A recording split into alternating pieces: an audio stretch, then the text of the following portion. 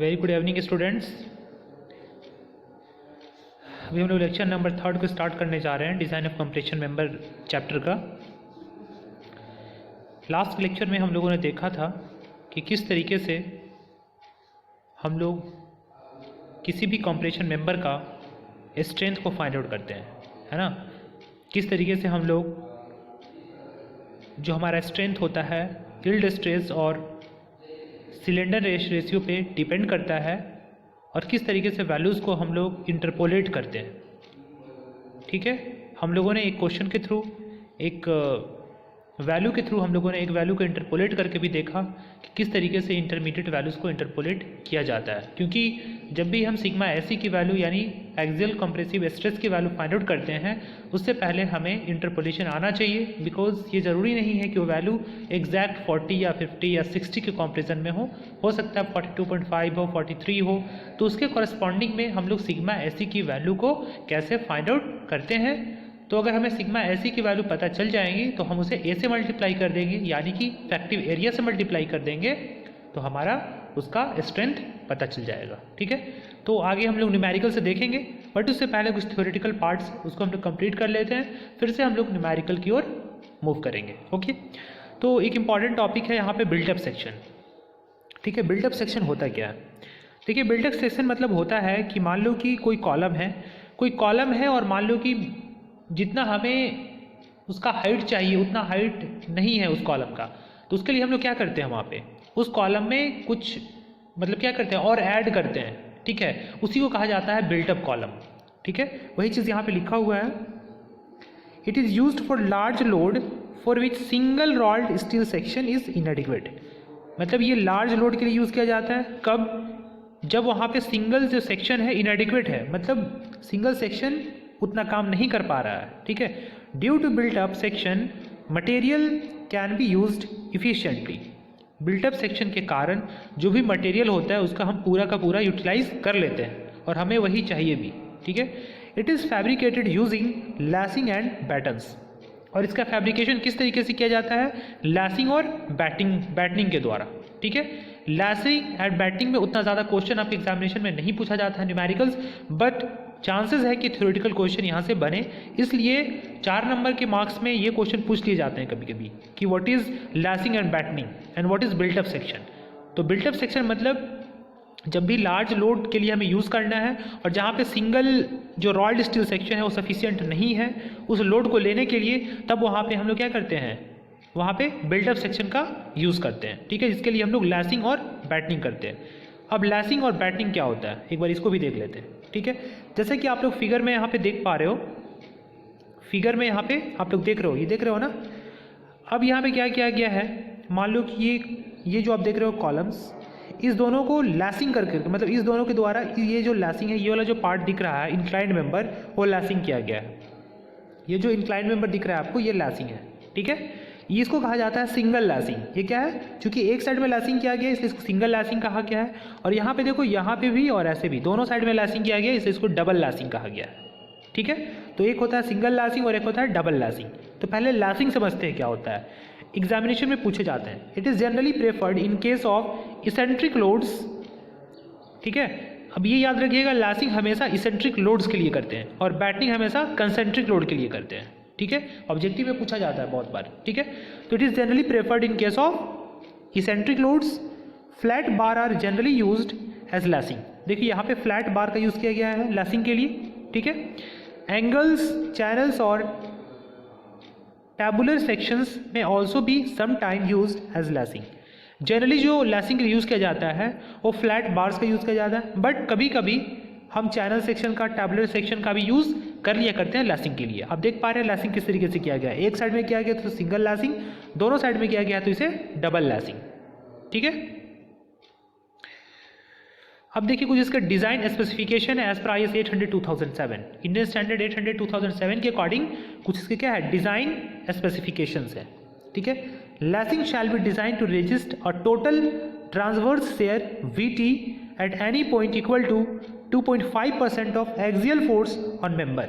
इसका क्या मतलब है कि जो लैसिंग है उसका डिज़ाइन किस लिए किया जाता है, मान लो कि कॉलम में लोड P आ रहा है, तो जब भी हम लैसिंग का डिज़ाइन करेंगे उसके 2.5% के लिए करेंगे, यानी कि 2.5 इंटू पी बाई 100, ठीक है। यानी हमेशा हम लैसिंग का डिज़ाइन उस टोटल लोड के 2.5% के लिए करते हैं। पहला इंपॉर्टेंट स्पेसिफिकेशन है जो कि IS 800 2007 से आया है, ठीक है।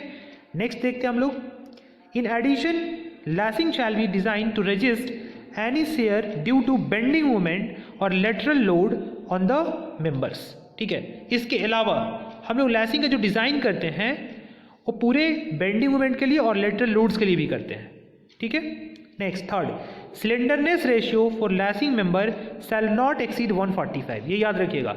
स्लेंडरनेस रेशियो जो होता है लैसिंग मेंबर का वो 145 से ज़्यादा नहीं होना चाहिए, ठीक है।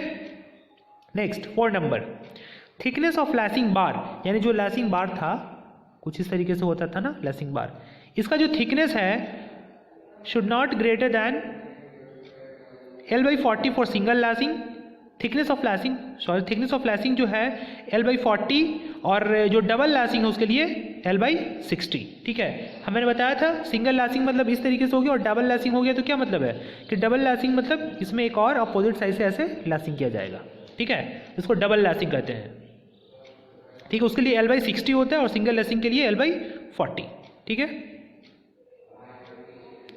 नेक्स्ट देखिए, जहाँ पे L क्या है, length of inner end rivet welds, rivet और वेल्ड्स। मान लो कि ये है लैसिंग, ठीक है, तो इनर इंड वाला जो है ना रिविट, उसके बीच का जो डिस्टेंस है उसको L कहते हैं, लेंथ कहते हैं, ठीक है। अब देखिए angle of inclination with axis of member is 40 degree to 70 degree, ये याद रखिएगा, बहुत इंपॉर्टेंट है। जो ये लैसिंग है, ये लैसिंग देख रहे हो ना यहाँ पे, ये लैसिंग, इसका इंक्लिनेशन जो होना चाहिए वर्टिकल के साथ में ये होना चाहिए 40 से 70 के बीच में, 40 टू 70 के बीच में होना चाहिए, यानी कि लेस देन 70 डिग्री और ग्रेटर देन 40 डिग्री। ये जो इंक्लिनेशन आप देख रहे हैं इस डायग्राम में, ठीक है। यानी ये जो लैसिंग इस तरीके से करते हैं, ये वर्टिकल के साथ में ये जो एंगल है वो 40 से 70 डिग्री के बीच में होना चाहिए, ना ही 70 से ज़्यादा होना चाहिए, ना ही 40 से कम होना चाहिए। एग्जामिनेशन पे पूछे जाते हैं, ठीक है।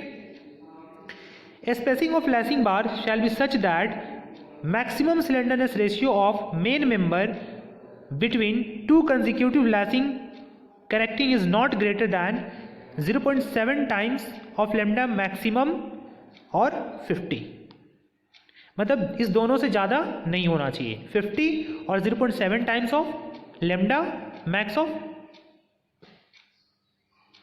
ठीक है, इस दोनों से ज़्यादा नहीं होना चाहिए, ठीक है। नेक्स्ट है, when lashing member overlap the main member, lap should not be less than 4 times of thickness of bar, ठीक है। अगर लैसिंग मेंबर जो है ओवरलैप कर रहा है मेन मेंबर से, तो जो लैपिंग है ये 4 टाइम्स ऑफ थिकनेस ऑफ बार से कम नहीं होना चाहिए, ठीक है। मान लो विड्थ ऑफ लैसिंग बार दिया हुआ है, ठीक है। देखो नॉमिनल डाई ऑफ रिविट, अगर डाई ऑफ रिविट 22 है तो देखो इसके लिए हम लोग क्या करते हैं, विड्थ ऑफ लैसिंग बार लेते हैं इसका 65, अगर 20 है तो 60, 18 है तो 55, 16 है तो 50। अब देखो एक हम शॉर्टकट बता रहे हैं, मान लो 22 है तो इसको 3 से मल्टीप्लाई कर दो, कितना आ जाएगा 66, तो लगभग 65 हो गया। फिर 20 को 3 से मल्टीप्लाई कर दो तो कितना हो जाएगा 60, 18 को 3 से मल्टीप्लाई करो 54 यानी 55 हो गया लगभग, 16 को 3 से 48 यानी 50। यानी कि अगर नॉमिनल डाई ऑफ रिविट आपको पता है, अगर विड्थ ऑफ लैसिंग निकालना है तो सिंपली, मैं ये कोई फॉर्मूला नहीं है, मैं एक शॉर्ट ट्रिक बता रहा हूँ आपको।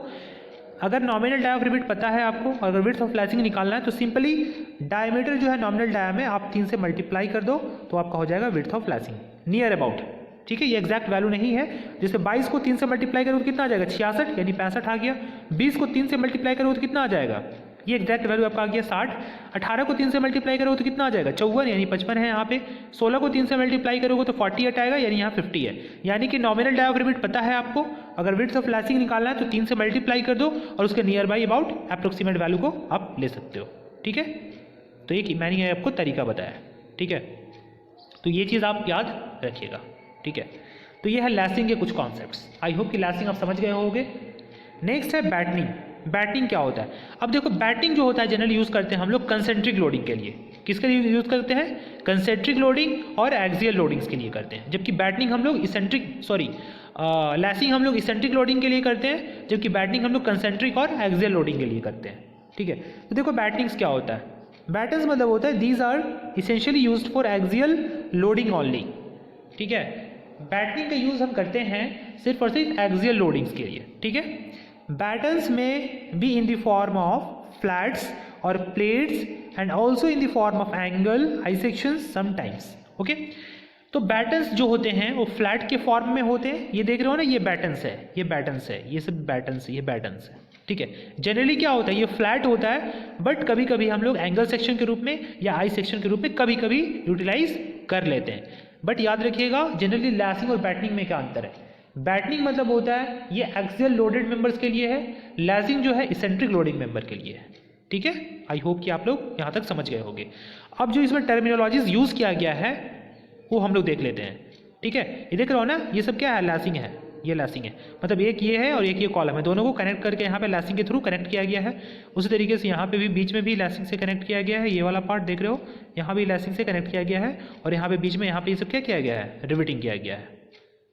आप सब देख रहे हो, ये सब देख रहे हो ना, दो मेंबर को कनेक्ट करके हम लोग बैटनिंग के थ्रू और उस मेंबर को हम लोग रिवेट से द्वारा कनेक्ट कर दिए हैं, ठीक है। अब जो इसमें डिफरेंट टर्मिनोलॉजीज है, डिफरेंट नेमिंग है, वो क्या क्या है इसको एक बार देख लेते हैं, ठीक है। देखो यहाँ पे ये जो है distance between two inner rivets, ये क्या है, distance between two inner rivet rows. देखो यहाँ पे जो अंदर वाला रिवेट है, ये वाला अंदर वाले रिवेट के बीच की दूरी क्या है, ये ए है, आप लोग देख ही रहे हो फिगर्स में, है ना। एस क्या है, distance between centroid of bolt system in transverse directions, ठीक है। बोल्ट हो सकता है या रिवेट, दोनों हो सकता है, कोई दिक्कत नहीं है, रिवेट है तो रिवेट होगा, बोल्ट है तो बोल्ट होगा, कोई इशू नहीं है। अब ये एस जो है, एस मतलब है जो सेंट्रॉइड है बोल्ट सिस्टम का, उस दोनों के बीच का ट्रांसवर्स डिस्टेंस, मतलब देखो ये बोल्ट, दोनों बोल्ट सिस्टम है, ये बोल्ट सिस्टम है। अब इसका सीजी मान लो यहाँ पे एस बीच में आया, इसका भी एस आया बीच में। अब इस दोनों के बीच के सीजी का डिस्टेंस को हम लोग यहाँ पे एस कह रहे हैं। ए क्या है, इनर रिवेट रोज के बीच का डिस्टेंस, और एस है जो ग्रुप ऑफ बोल्ट है उसके बीच के सीजी का बीच का डिस्टेंस है, ठीक है। जैसे आप यहाँ पे देख पा रहे हो, मान लो इसका सीजी बीच में यहाँ पड़ा, इसका सीजी यहाँ बीच में पड़ा, तो दोनों के बीच का डिस्टेंस क्या कहलाएगा, एस कहलाएगा। और ए क्या है, अंदर वाले रिवेट से अंदर वाले रिवेट के बीच की दूरी ए है, ठीक है। आई होप ये चीज़ आप समझ गए होंगे। अब सी क्या है, डिस्टेंस बिटवीन बैटन्स इन लॉन्गिट्यूडनल डायरेक्शंस, ठीक है। डी क्या है, capital D overall depth of the battens, small T क्या है, थिकनेस ऑफ बैटन्स। ये चीज़ हम आपको फिगर से बता देते हैं, ठीक है। यहाँ पे देख लीजिए, मान लो एक ये पैटर्न है और एक ये पैटर्न है, तो इस दोनों के बीच की जो डिस्टेंस है, सीजी के बीच का जो डिस्टेंस है, उसको हम लोग कैपिटल सी से डिनोट किए, ठीक है। और डी जो क्या है, overall depth of the patterns, ये एक सिंगल पैटर्न है और इस पैटर्न्स का टोटल डेप्थ जो है कैपिटल डी है, इसको कैपिटल डी से डिनोट किया गया है। अब आप समझ गए होंगे एस क्या है, ए क्या है, कैपिटल डी क्या है और सी क्या है, ठीक है। तो यही है बैटनिंग, यही है लैसिंग और यही है बिल्टअप सेक्शन। तो आई होप कि आप लोग बिल्टअप सेक्शन के कॉन्सेप्ट को अच्छे से समझ गए होंगे। बिल्टअप सेक्शन मतलब अगर आपको कॉलम के लेंथ को बढ़ाना है तो आप लोग वहाँ पे लैसिंग करके या बैटनिंग करके आप उसके लेंथ को यानी उसके हाइट को आप क्या कर सकते हैं, इंक्रीज कर सकते हैं, ठीक है। इसीलिए हम लोग लैसिंग और बैटनिंग करते हैं और ये पूरा टर्म कहलाता है बिल्टअप सेक्शन के अंदर में ये चीज़ें आती हैं, ठीक है। यही किया गया है ना, मान लो कि कॉलम का लेंथ इतना ही है, अब कॉलम के लेंथ को इंक्रीज करना है तो इसके ऊपर चले जाएंगे हम लोग, इसके ऊपर जाएंगे इस तरीके से, फिर यहाँ पे क्या करेंगे हम लोग, बैटनिंग कर देंगे, ठीक है। अगर इसेंट्रिकली लोडेड मेंबर है तो क्या कर देंगे हम लोग, यहाँ पे लैसिंग कर देंगे, ठीक है। यानी कि कॉलम के हाइट को बढ़ाना है, इंक्रीज करना है, तो हम उसके लिए लैसिंग और बैटनिंग का कॉन्सेप्ट को लाते हैं। और अभी हमने आपको जो भी बताया as per IS 800/2007, Indian standard code 800/2007 के according design of steel structure का प्रोविजंस था। सो आई होप कि आप लोगों ने बहुत ही इंजॉय किया होगा इस लेक्चर को। So thank you everyone for watching this session. God bless you all.